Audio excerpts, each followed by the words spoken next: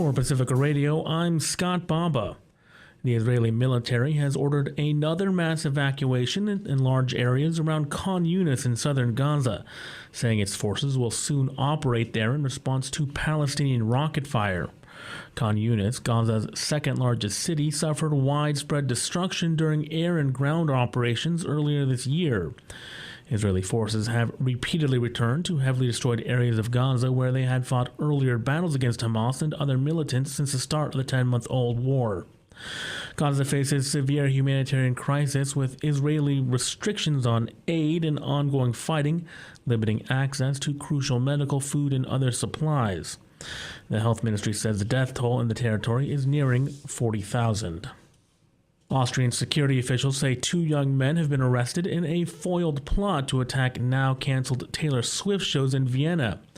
They say the 19-year-old main suspect has fully confessed to his plans to, quote, kill as many people as possible outside the concert venue. According to officials, he began working on his attack plans in July and just a few weeks ago uploaded to the internet an oath of allegiance to the current leader of the Islamic State group militia. He planned to use knives or homemade explosives. A 17-year-old Austrian citizen was also arrested by special police forces near the stadium where the concert was supposed to take place this week. The 17-year-old was employed a few days ago by a company providing services at the venue for the concerts. Both teens were arrested Tuesday. Neither's name was released in line with Austrian privacy rules. Interior Minister Gerhard Karner said today in Vienna that no other suspects are being sought after the 2 were arrested. He said a tragedy was prevented. Bangladesh's next leader, Muhammad Yunus, has arrived home from an overseas trip. He will take office today as he looks to restore calm and rebuild the country following an uprising that ended the 15-year and increasingly autocratic rule of former Prime Minister Sheikh Hasina. Yunus landed at Dhaka's international airport today and called for an end to violence.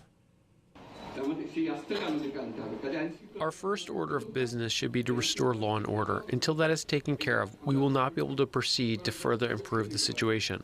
You have shown faith in me, and the students here have reassured me to carry out that duty.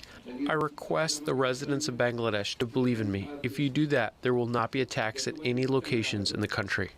Yunus was welcomed by the country's military chief, General Walker Uzzaman, who was flanked by 2 Navy and Air Force heads. Some student leaders who led the uprising against Hasina were also present at the airport to welcome him. Neha Punia reports. The banker to the poor, Muhammad Yunus, will lead Bangladesh's interim government and is expected to have 15 members on his advisory council. His appointment was a key demand put forth by student protesters who say they don't want any role for the military in the next government.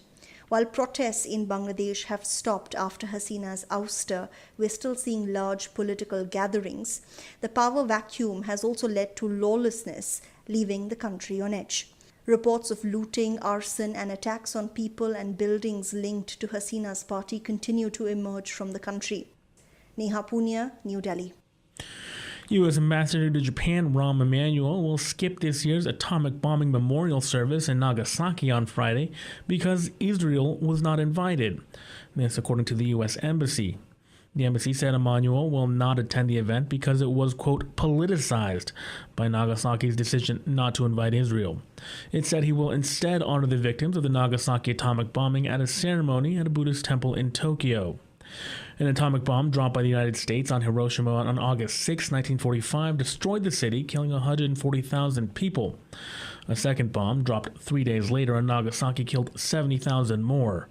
Japan surrendered on August 15, 1945, ending World War II and the country's nearly half-century of aggression in Asia. Nagasaki Mayor Shiro Suzuki said today that his decision not to invite Israel is unchanged, despite announcements by the U.S. and 5 other group of 7 countries in the European Union that they will send lower-ranked envoys instead of ambassadors to the ceremony. Suzuki had indicated his reluctance in June to invite Israel, noting the escalating conflict in the Middle East.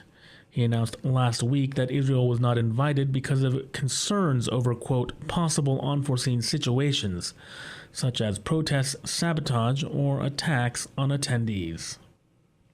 I'm Scott Baba for Pacifica Radio.